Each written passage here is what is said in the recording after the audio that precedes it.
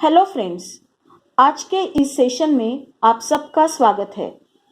आज हम class 7th के ज्योमेट्रिकल कंस्ट्रक्शन लेसन का प्रैक्टिस सेट 7 सॉल्व करने वाले हैं।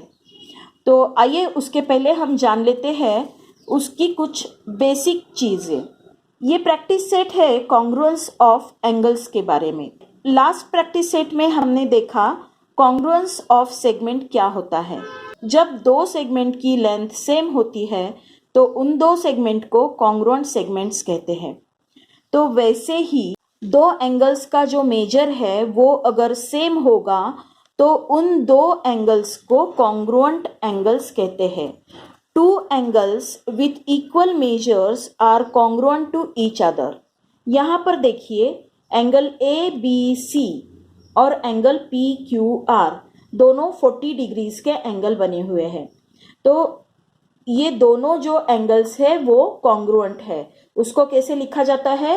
Angle A B C is congruent to angle P Q R. इसकी जो ये साइड्स है वो छोटी या बड़ी कैसे भी रहेगी, तो भी ये दोनों सिर्फ मेजर्स इनका देखेंगे 40 डिग्री 40 डिग्री, तो दोनों कॉन्ग्रुएंट रहेंगे। क्यों ऐसे होता है? क्योंकि ये जो साइड होती है इसको यहाँ पर एरो बना होता है। अगर ये छोटी भी है तो एक्चुअल में ये छोटी नहीं है, ये इन्फिनिटी तक बड़ी होने वाली है। तो इसलिए साइड्स दोनों की अपने आप सेम हो जाएंगी। ओके, तो angle A B C is congruent to angle P Q R. यहां पर देखिए angle L M N is congruent to angle X Y Z, क्योंकि ये दोनों के मेजर्स कितना है 90 डिग्री। दोनों के डिग्रीज, ये जो 90 डिग्री इसका मेजर ये क्या है 90 डिग्री है, दोनों का सेम है, इसलिए हम क्या लिखेंगे angle L M N is congruent to angle X Y Z. Okay, तो चलिए बढ़ते हैं प्रैक्टिस सेट की तरफ। Some angles are given below. Using the symbol of congruence, write the names of the pair of congruent angles in these figures. अब यहाँ पर आपको जो डायग्राम्स दी हुई है उनमें से जो कॉन्ग्रुएंट एंगल्स की पेयर है वो आपको सिंबल के साथ लिखना है। ओके, तो यहाँ पर देखिए ये जो एंगल ए ओ सी है वहां उसके बीच में ये जो बना है एंगल बाइसेक्टर बना है। तो एंगल बाइसेक्टर क्या होता है? जो एक एंगल को इक्वल दो हिस्सों में डिवाइड करता है। ओके, ये हमने हमारे फर्स्ट प्रैक्टिस सेट में सीखा हुआ है। तो इसके दो इक्वल हिस्से इस एंगल बाइसेक्टर ओबी की वजह से हुए। तो एक हिस्सा उसका 45 डिग्री है, दैट मीन्स ये दूसरा भी जो पार्ट है वो भी 45 डिग्रीज का है। तो 45 प्लस 45 मिलकर कितना हुआ? ये एंगल ए ओ सी ये बना पूरा 90 डिग्रीज का, राइट? तो ये एंगल 90 डिग्रीज का है। Angle A O C 90 degrees का है और एंगल पी क्यू आर ये भी 90 डिग्रीज का है। तो हम यहां पर क्या लिख सकते हैं?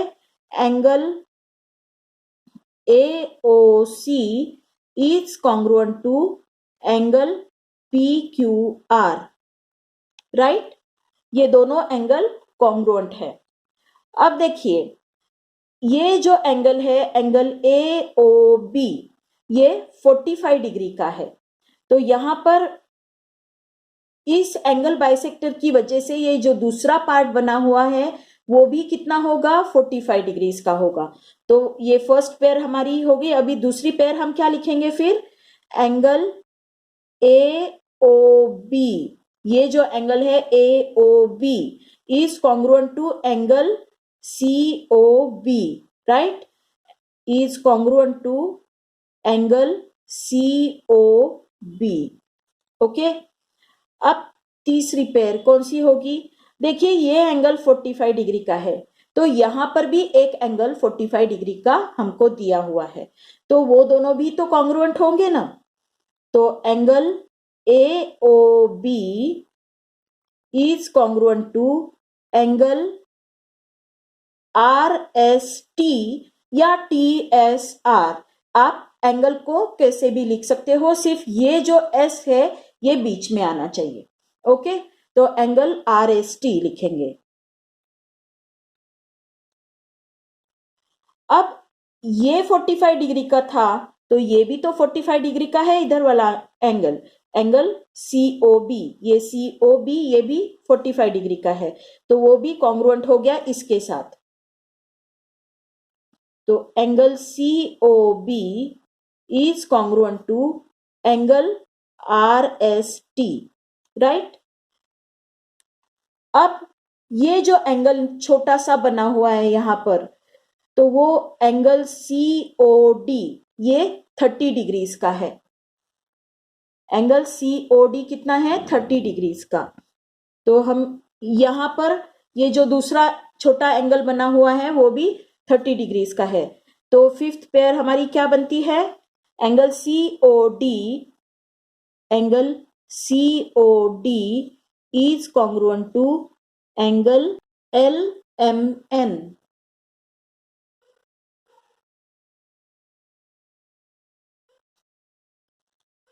तो ये था कॉन्ग्रुएंस ऑफ एंगल्स। ओके, अब आगे जो उन्होंने दिया है वो भी हम थोड़ा देख लेते हैं, ये आगे आपको काम में आएगा।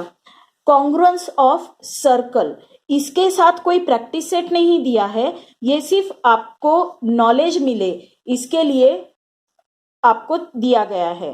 तो कॉन्ग्रुएंस ऑफ सर्कल, कोई भी दो सर्कल जिनकी रेडियस सेम हो वो दोनों सर्कल कॉन्ग्रुएंट होते हैं। ओके, तो यहां पर ये सर्कल A और सर्कल C दोनों की रेडियस सेम है 1 सेंटीमीटर, तो ये दोनों सर्कल कॉन्ग्रुएंट है। कंपास में 2 सेंटीमीटर का डिस्टेंस लेकर जब हम सर्कल बनाते हैं तो ये जो यहाँ से सेंटर से इस सर्कल के सरकमफेरेंस पर जो पॉइंट आता है वहां तक का डिस्टेंस जो है उसको रेडियस कहते हैं। और जिन दो सर्कल्स की रेडियस सेम होती है उन दो सर्कल्स को कॉन्ग्रुएंट सर्कल्स कहा जाता है। ओके, अगर एक सर्कल दूसरे सर्कल के ऊपर रखेंगे तो वो कोइंसाइड होगा। कोइंसाइड होगा मतलब एक दूसरे के ऊपर पूरा मैच करेगा, तो वो दो सर्कल्स कॉन्ग्रुएंट कहे जाएंगे। Okay, the circles in A and C coincide, वो कोइंसाइड होते हैं, तो इसलिए वो दोनों सर्कल्स कॉन्ग्रुएंट है। और यहाँ नीचे दिया है सर्कल्स ऑफ इक्वल रेडियाई है वो कॉन्ग्रुएंट सर्कल्स होते हैं। ओके, आई होप ये प्रैक्टिस सेट आपको अच्छे से समझ में आया होगा। आपको कोई भी डाउट अगर हो तो आप कमेंट सेक्शन में कमेंट करके पूछ सकते हो। तो मिलते हैं अगले वीडियो में, तब तक आप स्टडी करते रहिए, घर में रहिए, सेफ रहिए। अगर अभी तक आपने मेरे चैनल को सब्सक्राइब नहीं किया है तो चैनल को सब्सक्राइब कीजिए और बेल आइकन को प्रेस कीजिए ताकि आने वाले वीडियोस के नोटिफिकेशन आपको मिलते रहे। Thank you for watching.